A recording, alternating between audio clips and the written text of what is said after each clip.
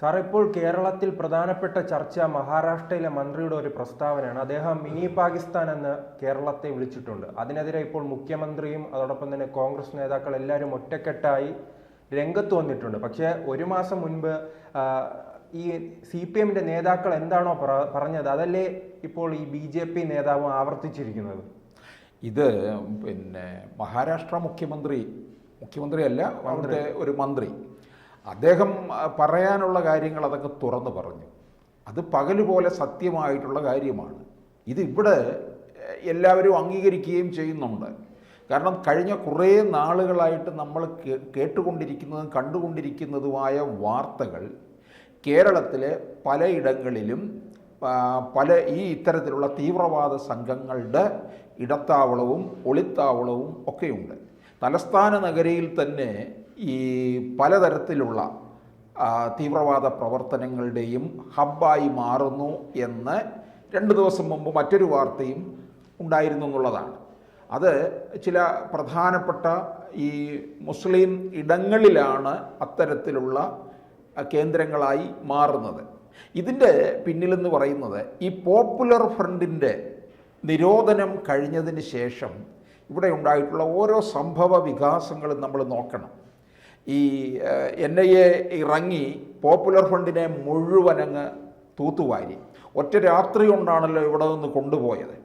ആരും അറിഞ്ഞില്ലല്ലോ, കേരളത്തിലെ നിയമപാലകർ പോലും അറിഞ്ഞില്ല. പിന്നെ അതിന് പിന്നാലെ ഇതിനെ നിരോധിക്കുന്നു. തുടർന്ന് ഇവരുടെ സ്ഥാവര ജംഗമ വസ്തുക്കളൊക്കെ തന്നെ കണ്ടുകെട്ടുന്നു. അതുപോലെ അതിനടുത്ത നിരയിലെ സെക്കൻഡ് നിരയിലെ നേതാക്കന്മാരെയും പിടികൂടുന്നു. ഇതൊന്നും ഈ കേരളത്തിലുള്ള പോലീസ് സംവിധാനവുമായിട്ട് ചർച്ച ചെയ്യാതെ കേന്ദ്രം നേരിട്ടിറങ്ങിയതാണ്. അവർ ഏറെക്കാലമായിട്ട് നിരീക്ഷിച്ചു കൊണ്ടിരിക്കുകയായിരുന്നു. അപ്പോൾ അതിനുശേഷമാണ് ഒറ്റ രാത്രി കൊണ്ട് ഇവരെ ഇവിടെ നിന്ന് പൊക്കിക്കൊണ്ടുപോയി കൽത്തുറുങ്കിനുള്ളിലാക്കിയത്. അപ്പോൾ അതിൻ്റെ വേറെ തരത്തിലൊക്കെ രൂപപ്പെട്ടു വരും എന്ന് കേന്ദ്രത്തിന് നന്നായിട്ടറിയാം. മുൻകാലങ്ങളിൽ അങ്ങനെയാണ് നിരോധിക്കപ്പെട്ട സംഘടനകളെ പേര് മാറ്റി രൂപവും ഭാവവും മാറ്റി മറ്റൊരു തരത്തിൽ വരാറുണ്ട്. അടക്കമുള്ള സംഘടനകളിൽ നിന്നുള്ള നേതാക്കളല്ലേ? അതെ, അങ്ങനെ വന്നിട്ടുള്ളതാണ്. അത് കേന്ദ്രത്തിന് നന്നായിട്ടറിയാം. മുൻകാലങ്ങളിൽ ഈ കോൺഗ്രസ് സർക്കാർ നിരോധിച്ചിരുന്നുവെങ്കിലും അവരൊരു തുടരന്വേഷണം ഇതിൻ്റെ മേൽ നടത്തിയിട്ടില്ല. കാരണം അത് അങ്ങനെ ആയിക്കൊള്ളട്ടെ, വേറൊരു തരത്തിൽ രൂപാന്തരം പ്രാപിച്ചോട്ടെ. കാരണം അങ്ങനെ പ്രാപിക്കുമ്പോഴല്ലേ നമുക്ക് വോട്ടായി മാറുകയുള്ളൂ എന്നുള്ളതാണ് അവർ കണക്ക് കൂട്ടുന്നത്. പക്ഷെ കേന്ദ്രം അതല്ല, ഇതിന് രൂപാന്തരം വരുത്താതിരിക്കാൻ വേണ്ടിയിട്ട് തുടരന്വേഷണം നടത്തിക്കൊണ്ടേയിരുന്നു. ഇപ്പോഴും അത് നടത്തുന്നുണ്ട്. അതുകൊണ്ടല്ലേ മെക്സ് 7 എന്ന് പറയുന്ന ഒന്ന് അവരുടെ ഒരു വ്യായാമ സംഘടന എന്നൊക്കെ പറയുന്നു. മെക്സ് 7 തുടങ്ങിയിട്ട് നാളുകളായി. പക്ഷേ ഇപ്പോൾ അതിനെക്കുറിച്ച് വിശദാംശങ്ങൾ പുറത്തു വന്നിരിക്കുകയാണ്. ഇതൊരു CPM നേതാവ് തന്നെയാണ് പുറത്തുവിട്ടത്. ഇത് മുസ്ലിം കേന്ദ്രങ്ങളിൽ മാത്രമാണ് ഈ മെക്സ് 7 പ്രവർത്തിക്കുന്നത്. അതിനകത്തുള്ളവരെല്ലാം തന്നെ ഈ മുസ്ലിം സമുദായത്തിൽപ്പെട്ടവരുമാണ്. ഇതെന്തുകൊണ്ട് മുസ്ലിം ഇതര വിഭാഗത്തിലുള്ളവർ താമസിക്കുന്ന ഇടങ്ങളിൽ എന്തുകൊണ്ട് മെക്സ് 7 ഉണ്ടാകുന്നില്ല, രൂപം കൊള്ളുന്നില്ല? അതുപോലെ തന്നെ അതിനകത്ത് പറയുന്ന മറ്റൊരു കാര്യം എന്ന് പറയുന്നത്, ഇത് ജീവിതശൈലി രോഗങ്ങൾ ഒക്കെ തരണം ചെയ്യുന്നതിന് വേണ്ടിയാണ് ഇത്തരത്തിലുള്ള ഒരു വ്യായാമ രീതി, ഒരു കൂട്ടായ്മ ഉണ്ടാക്കിയിരിക്കുന്നത്. ഇത് ഇവർക്ക് മാത്രമേ ഉണ്ടാകത്തുള്ളൂ, ഈ മുസ്ലിം സമുദായത്തിൽ പെട്ടവർക്ക് മാത്രമേ ഈ ജീവിതശൈലി രോഗങ്ങൾ ഉണ്ടാവുകയുള്ളൂ.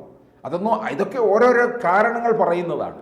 അപ്പം ഇത് ഇത്രയും നമ്മളിങ്ങനെ കൂട്ടിച്ചേർത്ത് കൊണ്ടുപോകുമ്പോൾ നമുക്ക് മനസ്സിലാകുന്നത് ഇവിടെ പലതരത്തിലെ ഈ തീവ്ര ഇസ്ലാം ഭീകരവാദം ഇവിടെ കൊടികുത്തി വാഴുകയാണ്, തീവ്രവാദികളുടെ ഒളിത്താവളമായി മാറുകയും ചെയ്യുന്നു.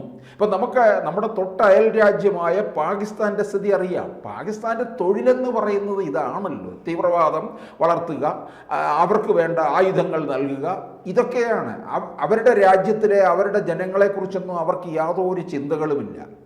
അവർക്ക് വേണ്ട ഭക്ഷണമോ ആരോഗ്യമോ അതുപോലെ വിദ്യാഭ്യാസമോ ഒന്നും കൊടുക്കുന്നില്ല.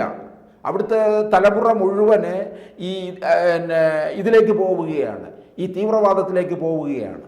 അവരുടെ നാശം മുഴുവൻ അതിലാണ് അതിൻ്റെ തുടക്കം കുറിച്ച് കഴിഞ്ഞു എന്നുള്ളതാണ്. അപ്പോൾ അവിടെ ഒരു മാറ്റവും ഉണ്ടാകാൻ പോകുന്നില്ല. അപ്പോൾ അവിടുന്ന് പോലും പല ബന്ധങ്ങളും ഇവിടെ ഈ കേരളത്തിലെ പലയിടങ്ങളിലും ഉണ്ടെന്നാണ്, അത്തരത്തിലാണ് ഈ മഹാരാഷ്ട്രയിലെ മന്ത്രി പറഞ്ഞതിനകത്തെ പൊരുൾ. അതിൽ ഇപ്പോൾ പിണറായി വിജയൻ വളരെ പ്രകോപിതനായി മാറിയിരിക്കുന്നു. അത്തരം സംഭവങ്ങളുണ്ടല്ലോ, ഈ മാഷിന്റെ കൈവെട്ടിയ സംഭവം, അതോടൊപ്പം നിരവധി സംഭവങ്ങളുണ്ട്, IS-ലേക്ക് പോയ സംഭവങ്ങളുണ്ട്, എത്ര സംഭവങ്ങൾ, നിരവധി പേരെ കാണാതായിട്ടുള്ള കാര്യങ്ങളൊക്കെ കേരളത്തിൽ നിന്ന് വരുന്ന വാർത്തകളല്ലേ. അല്ലാതെ ഈ ഒരടിസ്ഥാനവും ഇല്ലാത്ത തരത്തിൽ ഒരു മഹാരാഷ്ട്രയിലെ ഒരു മന്ത്രി അത് പറയത്തില്ല. അദ്ദേഹം രാജിവെക്കണമെന്നാണ് ഇപ്പോൾ എന്തടിസ്ഥാനത്തില്, എന്താ പ്രകോപനപരമായിട്ടുള്ള പ്രസ്താവനയാണ്. പ്രകോപനപരമല്ല, സത്യമായിട്ടുള്ള കാര്യങ്ങളാണ്. അത് അദ്ദേഹം വിളിച്ചു പറഞ്ഞു എന്നുള്ളതാണ്. നമ്മൾ എപ്പോഴും പറയാറുള്ളത് പോലെ VS അച്യുതാനന്ദൻ ഇത് പലവട്ടം പറഞ്ഞിട്ടുള്ളതാണ്. കേരളത്തിൽ ഇത് തീവ്രവാദ പ്രവർത്തനം അതിശക്തമായി നടക്കുന്നുണ്ട് എന്നുള്ളത്. അദ്ദേഹം മുഖ്യമന്ത്രിയായിരുന്ന സമയത്ത് അദ്ദേഹത്തിന് ഇൻ്റലിജൻസ് റിപ്പോർട്ട് കിട്ടുന്നുണ്ട്. അതിൻ്റെ അടിസ്ഥാനത്തിലാണ് അദ്ദേഹം അത് പറഞ്ഞിട്ടുള്ളത്. ഇപ്പോൾ ഇവിടെ മുഖ്യമന്ത്രി എന്തിന് പ്രകോപിതനായി? താൻ ഭരിക്കുന്ന സംസ്ഥാനത്ത് ഇങ്ങനെയൊക്കെ ഉണ്ട് എന്ന് മറ്റൊരു സംസ്ഥാനത്തെ മന്ത്രി പറയുമ്പോൾ പിണറായി വിജയൻ പ്രകോപിതനായി. പിണറായി വിജയൻ തന്നെ എന്താണ് വയനാട്ടിലെ ഉപതെരഞ്ഞെടുപ്പിൽ ചെന്ന് പ്രസംഗിച്ചത്? ഇവിടെ ജമാഅത്തെ ഇസ്ലാമി, വെൽഫെയർ പാർട്ടി, ഇവരുടെ തീവ്രവാദ പ്രവർത്തനങ്ങളാണ് നടക്കുന്നത്. അതിന് മുസ്ലിം സമുദായം, മുസ്ലിം ലീഗ് കൂട്ടുനിൽക്കുന്നു എന്നാണ് പറഞ്ഞിരിക്കുന്നത്. എന്തിനാണ്? അവിടെ ഇടതുപക്ഷത്തിന് വോട്ട് പിടിക്കാൻ വേണ്ടി പോയതല്ലേ.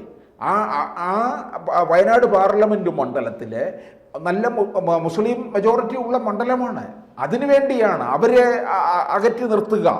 ഇത് സംഘപരിവാർ ഉന്നയിക്കുന്ന കാര്യം തന്നെയാണ് പിണറായി വിജയൻ അവിടെ വയനാട്ടിൽ പറഞ്ഞത്. എന്തിനു പറഞ്ഞു അത്? ഇപ്പോൾ കേരളത്തിൽ ഇത് പ്രവർത്തിക്കുന്നുണ്ട് എന്നുള്ളതിൻ്റെ ഏറ്റവും വലിയ തെളിവാണിതൊക്കെ. ഇത് തീവ്രവാദ പ്രവർത്തനങ്ങൾ വളരെ സംഘടിതമായിട്ട് നടക്കുന്നുണ്ട്. ഇവർക്ക് വേണ്ടതായ ആയുധങ്ങൾ പോലും, അതുപോലെ തന്നെ നിരവധി ഇടങ്ങളിലെ താമസ സൗകര്യവും ഒക്കെ ഒരുക്കി കൊണ്ടുപോവുകയും ചെയ്യുന്നുണ്ട്. അപ്പോൾ ഇതിനകത്ത് പ്രകോപിതനാകേണ്ട കാര്യമൊന്നുമില്ല.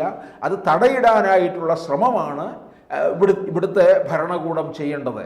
അത് ചെയ്യാൻ കഴിയാതെ, കാരണം ഇവരെയൊക്കെ തന്നെ വളർത്തിക്കൊണ്ടുവന്നെങ്കിൽ ഇവരുടെ ഒരു വോട്ട് വിഹിതം ഇപ്പം പലരെയും ഒക്കെ തള്ളിക്കളയുന്നുണ്ട് പിണറായി വിജയൻ. പക്ഷേ ഇവരുമൊക്കെ ആയിട്ട് വേദി പങ്കിട്ടതും വോട്ട് വാങ്ങിച്ചതും ഒക്കെ കൂട്ടുകെട്ടുണ്ടാക്കിയതും ഒക്കെ ഇവിടുത്തെ കേരളത്തിൻ്റെ രാഷ്ട്രീയം മനസ്സിലാക്കുന്നവർക്ക് നന്നായിട്ടറിയാവുന്ന കാര്യമാണ്. ഇത് UDF ആയാലും LDF ആയാലും ഇത്തരത്തിലുള്ള തീവ്രവാദ ബന്ധപ്രവർത്തനങ്ങൾക്കൊക്കെ തന്നെ കൂട്ടുനിന്നിട്ടുണ്ടെന്നുള്ളതാണ്. അതുകൊണ്ടാണ് ഞാൻ തുടക്കത്തിൽ പറഞ്ഞത്, ഈ തീവ്രവാദ ബന്ധപ്രവർത്തനങ്ങൾക്ക് നിന്നതുകൊണ്ടാണ് ഈ പോപ്പുലർ ഫ്രണ്ടിൻ്റെ നിരോധനവും ഇവിടുത്തെ നേതാക്കന്മാരെയൊക്കെ തൂക്കിക്കൊണ്ടുപോയപ്പോൾ ആരെയും അറിയിക്കാതെ കേന്ദ്രം ഇടപെട്ട് വന്നത്. അപ്പോൾ അത് നമ്മൾ മനസ്സിലാക്കണം. ഇനി ഇക്കാര്യത്തിലും കേന്ദ്രം ഇറങ്ങും. കേന്ദ്ര സേനയെ തന്നെ ഇവരിറക്കും ചിലപ്പോൾ. കാരണം ഇത്തരത്തിൽ ഒരു മിനി പാകിസ്ഥാനായി മാറുക എന്ന് പറഞ്ഞാൽ അത് വളരെ ഗുരുതരമായിട്ടുള്ള കാര്യമാണ്. അതായിക്കഴിഞ്ഞ് പിന്നെ ചിലപ്പോൾ ഇത് അയൽ സംസ്ഥാനങ്ങളിലേക്ക് കൂടി പോയി കഴിഞ്ഞാൽ രാജ്യത്തിന് അപകടമുണ്ടാക്കി വയ്ക്കും എന്നുള്ളതാണ്.